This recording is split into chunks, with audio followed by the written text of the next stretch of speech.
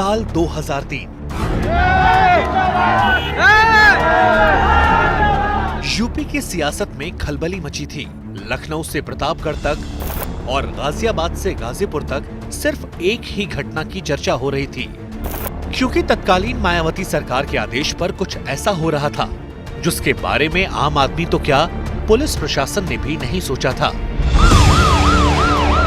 UP police की team ने एक ऐसे शख्स के घर पर छापा मारा जहां कदम रखने से पहले लोगों की धड़कनें बढ़ जाती हैं। आप देख रहे हैं हमारी स्पेशल सीरीज बाहुबली। मैं हूं आपके साथ पूर्णिमा मिश्रा। रघुराज प्रताप सिंह उर्फ राजा भैया, बाहुबली कहिए, दबंग कहिए, तालाब में मगरमच्छ पालने का शौकीन कहिए, या कुंडा को अपने इशारे पर नचाने वाला नेता कहिए, तमाम सुने अनसुने किस्से कहानियां उस शख्स के साथ हमसाया है जिसका नाम रघुराज प्रताप सिंह उर्फ राजा भैया है। शानो शौकत हमेशा से राजा वाली ही रही, लेकिन 2002 में जो हुआ उसने पूरे यूपी को सन्न कर दिया था। भद्री रियासत के वारिस राजा भैया की कोठी और तालाब पर पहली बार यूपी पुलिस का छापा पड़ा था। लखनऊ से करीब 200 किलोमीटर दूर प्रतापगढ़ के कुंडा में पुलिस प्रशासन की टीम राजा भैया की कोठी और तालाब का एक एक कोना खंगालने में जुटी थी। बीजेपी के साथ गठबंधन में सरकार चला रही तत्कालीन मुख्यमंत्री मायावती का यह कदम चौंकाने वाला था, क्योंकि किसी को भी ये उम्मीद नहीं थी कि राजा भैया के खिलाफ कोई भी सरकार ऐसा कड़ा एक्शन ले सकती है। 2002 में राजा भैया पर केस दर्ज हुआ था। झांसी के विधायक पूरण सिंह के किडनैप का ये केस दर्ज हुआ था। इस केस में राजा भैया के खिलाफ कई दिनों तक जांच चली। उनकी महल नुमा कोठी और तालाब समेत तमाम जगहों पर छापा पड़ा। किडनैप के आरोप में राजा भैया को जेल भी जाना पड़ा। करीब 2.5 साल बाद राजा भैया जेल से बाहर आ पाए। उन्हें पोटा कानून के तहत मायावती सरकार ने जेल में भेजा था, जिसे बाद में केंद्र की कांग्रेस सरकार ने खत्म कर दिया। मगर इस बीच में राजा भैया के सियासी रिश्ते, राजा भैया का राजनीतिक नजरिया और सामाजिक धारणाएं सब बदल गए। राज कपूर की फिल्मों के शौकीन हेमा मालिनी के फैन और पुराने गीतों में सुकून तलाशने वाले राजा भैया की छवि एक दबंग नेता की है।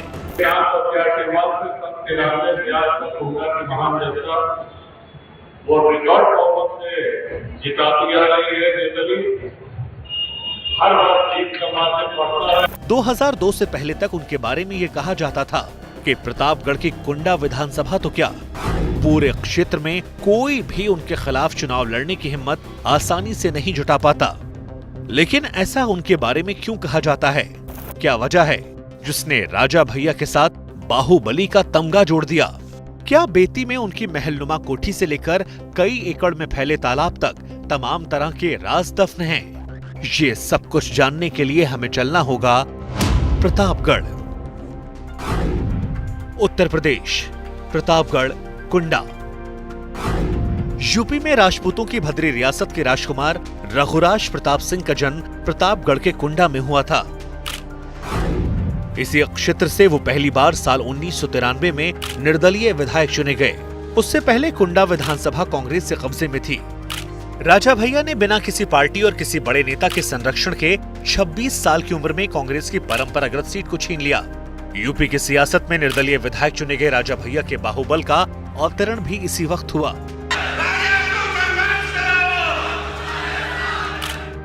राजा उदय प्रताप सिंह के बेटे राजा भैया अपने परिवार के पहले सदस्य हैं जिन्होंने सियासी दुनिया को चुना।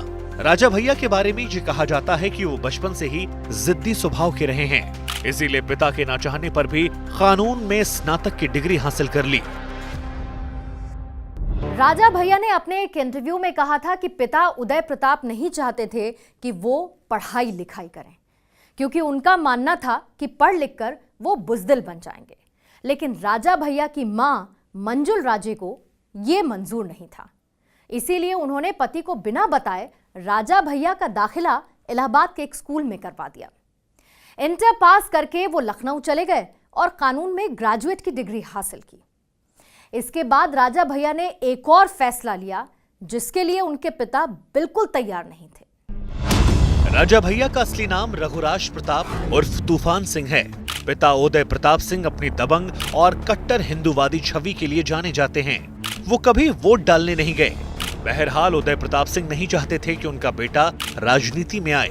पिता ने कहा कि अगर राजनीति करनी है तो बेंगलुरु जाकर गुरु जी से इजाजत लेनी होगी।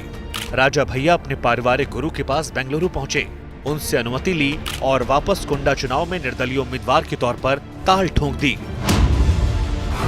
पहली सियासी विजय के बाद राजा भैया की जिंदगी और उससे जुड़ी तमाम चीजें लोगों के सामने आने लगी। बाहुबली कहलाने वाले राजा भैया जब राजनीति में आए तो उन्हें मीडिया में इंटरव्यू भी देने पड़े। एक इंटरव्यू में राजा भैया ने बताया था कि उनके महल में एंट्री करने से पहले गाड़ी को बंद किया जाता है, क्योंकि उनके पिता पर्यावरण से बेहद लगाव रखते हैं और उन्हें बिल्कुल पसंद नहीं कि कोठी के अंदर गाड़ी का इंजन स्टार्ट रखा जाए। इसलिए गाड़ी को पहले धक्का दिया जाता है और घर से कुछ दूर जाकर गाड़ी का इंजन स्टार्ट किया जाता है। मुलायम सिंह यादव और कल्याण सिंह की सरकार में मंत्री रह चुके राजा भैया के बारे में ये कहा जाता है कि कुंडा से लेकर पूरे प्रतापगढ़ जिले में उनका इतना प्रभाव है कि उनसे सीधे टकराने की हिम्मत कोई भी नहीं कर पाता। ये हमारा सौभाग्य रहा है कि अपने राजनीतिक जीवन में बहुत बड़े लोगों के साथ काम करने और उनके मंत्रिमंडल में रहने का सौभाग्य मिला। लेकिन उनके बाहुबल, दबंगई और प्रभाव को 2002 में बड़ी चुनौती मिली।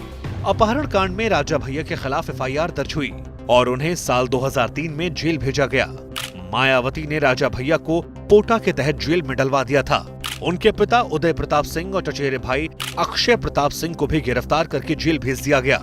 इतना ही नहीं, कुंडा के बेती इलाके में राजा भैया की बीघों में फैली कोठी के पीछे वाले तालाब का राज भी उसी समय पहली बार दुनिया के सामने आया।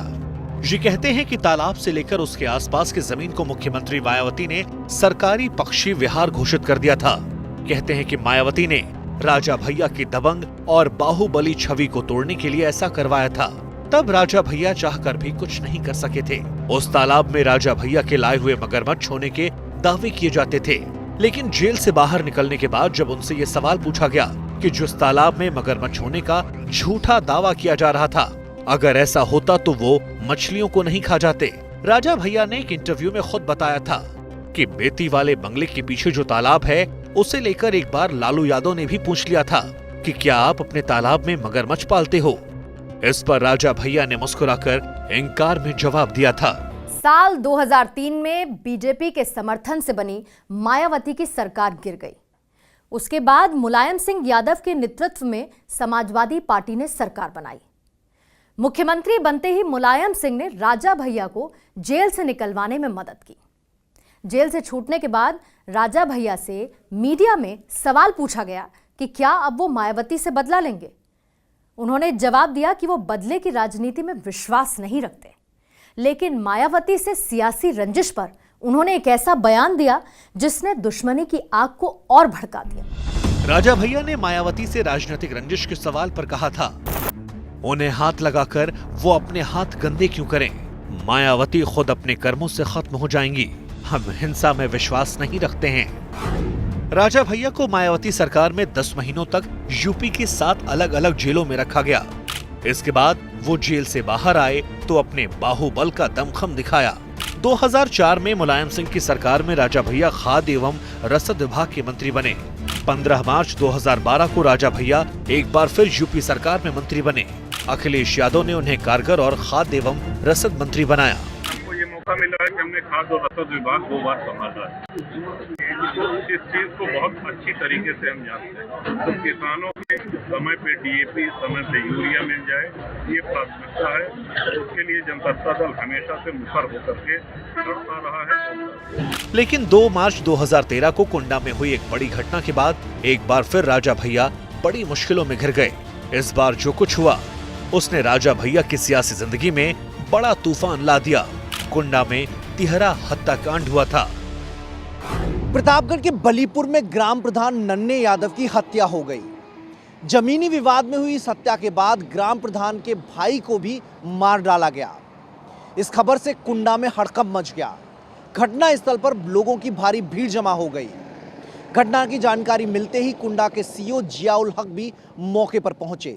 एक गोली चली और सीओ जियाउल हक की मौत हो गई। एक पुलिस अधिकारी की हत्या के बाद बाहुबली विधायक राजा भैया को मंत्री पद से इस्तीफा देना पड़ा। जियाउल हक हत्याकांड में राजा भैया का नाम इसलिए भी सामने आया क्योंकि जिस भीड़ पर गोली चलाने का आरोप था उसका नेतृत्व राजा भैया का एक सुरक्षाकर्मी कर रहा था। राजा भैया ने 4 मार्च 2013 को मंत्री पद से इस्तीफा दे दिया। सीबीआई ने मामले की जांच की लेकिन अदालत में साजिश के आरोप साबित नहीं हो पाए। राजा भैया को क्लीन चिट मिली और वो बरी हो गए। 11 अक्टूबर साल 2013 को अखिलेश सरकार ने उन्हें दोबारा से कैबिनेट मंत्री बनाया। राजा भैया के बाहुबल को लेकर एक सियासी किस्सा भी काफी मशहूर हुआ।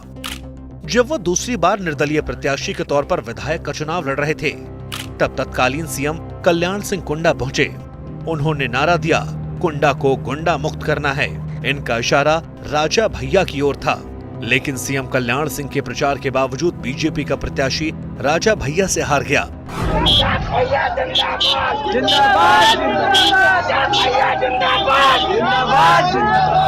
वैसे बात इतनी ही नहीं है, चुनाव जीत कर आए राजा भैया को कल्याण सिंह ने अपनी सरकार में मंत्री बनवाया। इसके बाद राजा भैया कभी बीजेपी तो फिर कभी समाजवादी पार्टी के साथ नजर आने लगे। लेकिन साल 2018 में उन्होंने जनसत्ता दल लोकतांत्रिक नाम से अपनी खुद की पार्टी का गठन किया। 2019 के लोकसभा चुनावों में राजा भैया की पार्टी कोई खास कमाल नहीं कर पाई। इसके बाद 2021 के चुनावों में उन्होंने जनसत्ता दल लोकतांत्रिक को एक बार फिर जनता की कसौटी पर रखा। राजा भैया को बाहुबली कहा जाता है, हालांकि वो इसके लिए मीडिया को ही जिम्मेदार ठहराते हैं। लेकिन ये सच है कि अपने महल से लेके विशाल तालाब तक और दबंग छवि से लेके सियासी दमखम तक राजा भैया को लेके लोगों के बीच रोमांचक किस्से कहानियां प्रचलित हैं।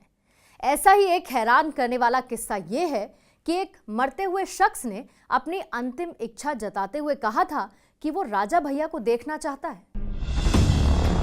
राजा भैया ने भोला नाम के उस आदमी की आखिरी इच्छा पूरी की। उसे राजा भैया की कोठी में लाया गया। उसने राजा भैया को देखकर हाथ जोड़े और कुछ देर बाद उस शख्स ने आखिरी सांस ली। भद्री रियासत के वारिस रघुराज प्रताप सिंह और राजा भैया के साथ जो बाहुबली छवि हमसाया रहती है उसमें करोड़ों की संपत्ति का जिक्र लाजमी हो जाता है। उनके पास विशाल कोठी, जमीनें, गाड़ियां, जेवर समेत करोड़ों रुपए की संपत्ति है। 2017 विधानसभा चुनावों में राजा भैया ने हलफनामा दिया था। उनके पास कुल 14 करोड़ 25 लाख 84 हजार रुपए की संपत्ति है। उन्होंने अपने बैंक खातों में 3 करोड़ 19 लाख रुपए कैश घोषित किया था। उनके पास 67 लाख रुपए की कारें हैं। परिवार के पास 2 करोड़ से अधिक के गहने हैं। उनकी पत्नी के पास कुल 1 करोड़ 17 लाख के जेवर हैं। राजा भैया ने हलफनामे में बताया कि उनके पास 90,000 रुपए की एक रिवॉल्वर, 80,000 रुपए की एक बंदूक और 40,000 रुपए कीमत की दूसरी बंदूक है। राजा भैया की पत्नी के पास 85,000 रुपए की रिवॉल्वर, 1,15,000 रुपए की 2 बंदूकें हैं। हलफनामे के मुताबिक राजा भैया ने अपने परिवार की कुल संपत्ति 4 करोड़ रुपए से ज्यादा बताई थी। यूपी पुलिस के क्राइम रिकॉर्ड की माने तो राजा भैया पर 45 से ज्यादा मुकदमे दर्ज हैं। ये मुकदमे यूपी में प्रतापगढ़, कुंडा, महेशगंज, प्रयागराज, रायबरेली और लखनऊ समेत अन्य स्थानों पर दर्ज हैं। इनमें हत्या की कोशिश, लूट और अपहरण जैसी संगीन मामलों में भी मुकदमे दर्ज हैं। इनमें से कुछ मुकदमों में राजा भैया को कोर्ट से राहत मिली है, कुछ शासन सत्ता के दबाव में वापस लिए गए हैं। हालांकि एक सच्चाई यह भी है कि मार्च 2017 में योगी सरकार के आने के बाद से राजा भैया के खिलाफ दर्ज एक भी मुकदमा वापस नहीं लिया गया है। बाहुबली का तमगा हासिल करने वाले राजा भैया के साथ राजनीतिक दोस्ती, दुश्मनी और अपराध के आरोपों से जुड़े तमाम कहानियां सुर्खियों में रहीं। उनके पिता उदय प्रताप सिंह के दौर में सियासी रंजिश का दायरा इंदिरा गांधी तक पहुंच गया था। ये किस्सा कुंडा के राज परिवार और राजा भैया के पिता को लेकर अभी भी चर्चा में रहता है। राजनीतिक विरोध की ये सच्ची कहानी नेहरू गांधी परिवार और भद्री रियासत के बीच अच्छे ताल्लुकात से शुरू हुई थी। लेकिन जब राजा उदय प्रताप सिंह रियासत के वारिस बने तो वो अपने पिता की तरह गांधी परिवार के करीबी नहीं रह सके। उन्होंने विश्व हिंदू परिषद का दामन थाम लिया, जिसकी वजह से गांधी परिवार और उदय प्रताप सिंह के बीच मतभेद और मनभेद दोनों खुलकर सामने आ गए। राजा भैया के कुंडा की सीमा गांधी परिवार की सियासी कर्मभूमि रायबरेली से जुड़ती है। इसीलिए पूर्व प्रधानमंत्री इंदिरा गांधी कुंडा पर बहुत ज्यादा ध्यान देती थीं।